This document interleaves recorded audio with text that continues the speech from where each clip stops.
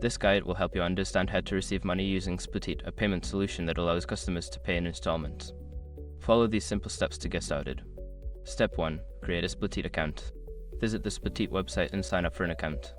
Fill in your personal details and verify your email address to activate your account. Step 2. Set up your payment method. Before filing a refund or dispute, use the @com link in the description to open the refund dispute deadline calculator and confirm your deadline. Step 3. Integrate Splitit with your online store. If you run an online business, integrate Splitit into your e-commerce platform.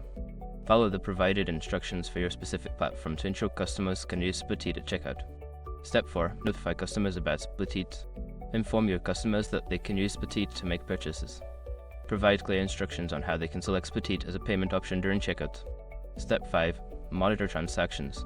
Regularly check your Splitit account for incoming transactions. You can track payments and manage your finances through the dashboard provided by Splitit. By following these steps, you can successfully receive money through Splitit. Make sure to keep your account information secure and stay updated on any changes to the platform.